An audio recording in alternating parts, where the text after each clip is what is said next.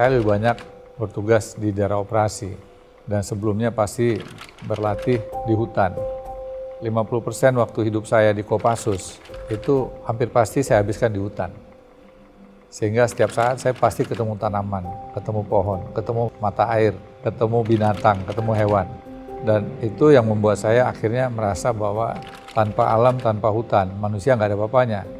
Karena kita itu bisa bernapas, bisa hidup, bisa dapat air, itu semuanya berasal dari kawasan hutan. Nah sehingga itulah yang membuat saya, mengantar saya, setiap saya ditugaskan dimanapun juga, saya hampir pasti selalu memperhatikan masalah lingkungan. Pada bulan April tahun 1988, ada satu peristiwa, saya bisa selamat dari roket karena saya sembunyi di dalam pohon. Jadi ada pohon besar, di bawahnya itu ada lubang. Jadi saya masuk ke dalam lubang itu. Jadi ketika pecahan roket itu menerpa bagian atas kepala saya, itu tempelan lempengan besi cukup banyak. Artinya kalau saya tidak masuk di bagian dalam, mungkin sebagian besar badan saya udah terkena potongan roket dan bisa selamat karena ada pohon besar. Jadi saya termasuk yang harus berhutang budi kepada pohon-pohon itu.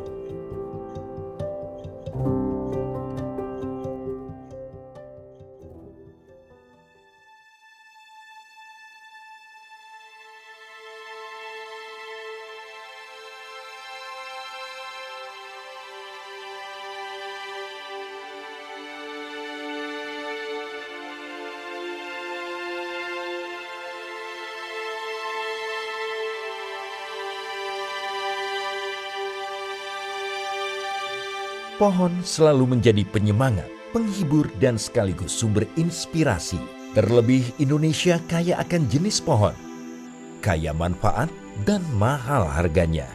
Menyelamatkan pohon berarti menyelamatkan manusia dari bencana, menyelamatkan budaya bangsa. Selamat karena pohon, inilah yang membuat sosok Doni Monardo menjadi berbeda. Seorang prajurit TNI yang akan selalu bersemangat jika diajak bicara tentang pohon, yang sangat bahagia jika melihat pohon-pohon yang ia tanam tumbuh besar. Perhatiannya terhadap isu sumber daya alam dan lingkungan tidak perlu diragukan lagi, walaupun sebenarnya ini di luar tugas, fungsi, dan pokok sebagai anggota TNI. Ketika menjadi komandan brigade, Danrem, dan Pas Pampres, Danjen Kopassus, dan 2 kali Pangdam, programnya tetap sama, menanam pohon.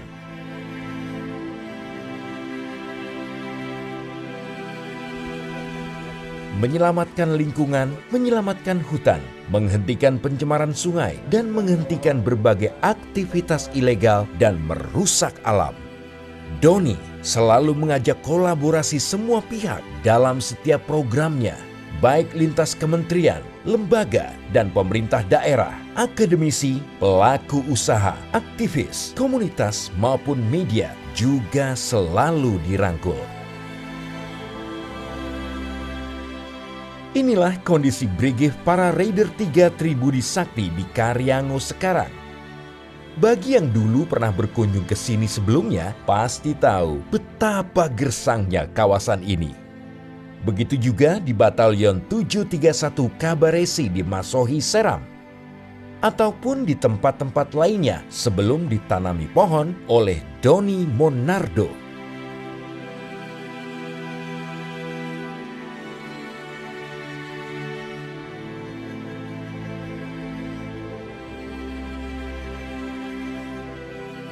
Dengan pohon juga, Doni mendamaikan negeri-negeri yang telah puluhan tahun berkonflik di Maluku. Melakukan hubungan diplomasi dengan pemerintah Timor Leste, ataupun membangun hubungan dengan para tokoh bangsa. Berangkat dari pengalaman ini semua, Doni berjuang menghentikan aktivitas penambangan ilegal batu Cinabar dan tambang emas ilegal. membuat program Emas Hijau dan Emas Biru di Maluku.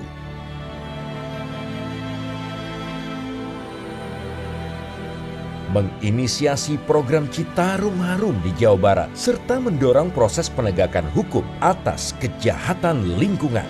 Bagi Doni, demokrasi juga harus diikuti dengan ekokrasi, yaitu kedaulatan lingkungan.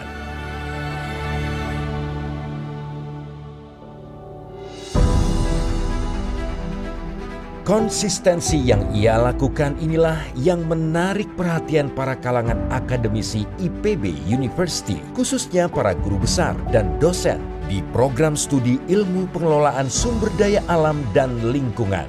Seorang prajurit TNI yang tidak pernah mengetahui dan mendalami konsepsi dan teori akademik tentang lingkungan justru berada di depan untuk urusan lingkungan, mempraktekkan langsung di lapangan.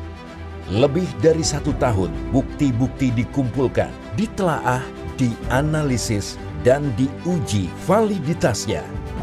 Apa yang telah dilakukan Doni secara akademik mengerucut sebagai model tata kelola lingkungan dan sumber daya alam. Dengan prinsip kehati-hatian dan mengikuti prosedur yang berlaku, IPB University akhirnya menyetujui memberikan gelar penghargaan Doktor Kehormatan atau Honoris Causa kepada Letjen TNI Doni Monardo.